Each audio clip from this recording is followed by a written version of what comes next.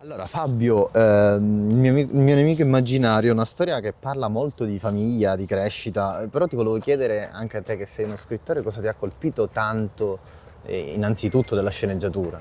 Ma no, è bello, ci sono questi bambini che hanno questi amici immaginari e alcuni adulti, io soprattutto, che si preoccupano di questa, diciamo, fantasia e pensano che, nel mio caso, penso che mia figlia abbia dei problemi e che si deve un po' mettere a posto, invece che farmi sedurre da questa favola, cerco io di portare una realtà che rovina tutto, insomma. Quindi è una storia bella perché la storia anche per quanto mi riguarda, diciamo, il mio personaggio, un uomo che ha, come dire, ha smesso di sognare, è diventato totalmente razionale, invece attraverso questa esperienza riesce di nuovo a riconciliarsi con se stesso alla fine.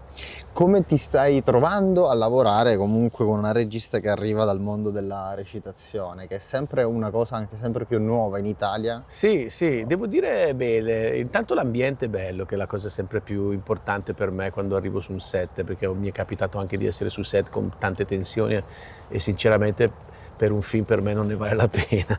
E quindi l'ambiente è molto bello, lei è molto brava e l'ho incontrata prima di questo progetto e poi quando accetto, diciamo, un film io mi affido totalmente alla regia. Non sei uno che mette insomma, No, magari aggiungo io delle cose, ma dal punto ok. di vista dei dialoghi, però poi quando dico sì, sì, per me è come salire in macchina che guida un altro, non è che continuo a Non puoi controllare, no, controllarlo. come fa mia mamma che fa attento, ne hai visto quello? Cioè, vado.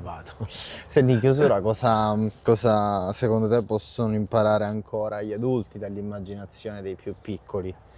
Ma sai, la fantasia, l'immaginazione si pensa sempre che sia un modo per scappare dalla realtà, no? Invece io penso che sia un modo per vivere la realtà di maniera diversa, anche più colorata, più imprevedibile e più anche affascinante, un po' come mettersi degli occhiali, più che scappare è proprio un modo di indagarla in maniera diversa, più poetica. Buon divertimento, buon lavoro, Oh, grazie grazie, anche a voi, eh. grazie. Ciao, ciao, ciao.